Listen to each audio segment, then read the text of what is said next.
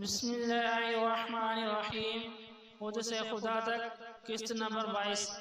یادداشت کیا ہے اور کیسے کام کرتی ہے؟ ہمارے ذہن میں یادداشت کے بننے کا عمل انتہائی حیرت انگیز اور بےحد دلچسپ ہے۔ اس پر ایک گہری نظر نہ ڈالنا ناانصافی ہوگی۔ ہمارا دماغ ایک ریکارڈنگ ڈیوائس کے طور بھی کام کرتا ہے۔ ویسے تو یہ بہت پیچیدہ عمل ہے، مگر موضوع کے اعتبار سے مطلب کی بات یہ ہے کہ ہمارا ذہن حواس خمسہ سے ملنے والی ایک ایک خبر کو، ہر ایک احساس کو، ہر جذبے کو ریکارڈ کر رہا ہے، محفوظ کر رہا ہے اور ان احساسات کو اور جذبات کو معلومات میں تبدیل کر رہا ہے۔ یہ بے حد تیز رفتار عمل ہے کہ ہمیں اس کا احساس تک نہیں ہوتا کہ سب محفوظ کیا جا رہا ہے۔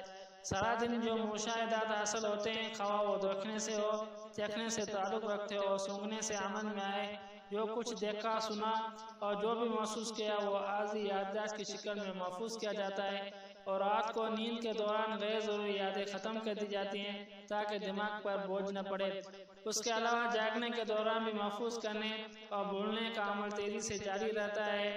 مثلاً ایک دکاندار گاہکوں کو نپٹاتے ہوئے یہ کبھی یاد نہیں رکھ سکتا کہ اس نے پچھلے تیسرے یا چوتھے گاہک سے کتنے پیسے لیے اور بقیہ کتنے دیے۔ اگر یہ غیر ضروری ڈیٹا ختم نہ ہو رہا ہو تو آدمی کچھ ہی گھنٹوں میں آواز کھو بیٹھے۔ جو واقعہ یادداشت کے حصہ بن جاتا ہے، اس کی ریکارڈنگ کا طریقہ بہت مختلف ہے۔ اس طویل مدتی یادداشت کہتے ہیں۔ طویل مدتی یادداشت دماغ میں تب محفوظ ہوتی ہے جب احساس اس خیال سے جڑ جائے جو ذہن میں آواز کے ذریعے آیا ہے۔ جیسے ہی خیال جذبے سے احساس سے ملتا ہے، یاد کے طور یادداشت کے خانے میں بست ہو جاتا ہے اور ہمیشہ کے لیے محفوظ ہو جاتا ہے۔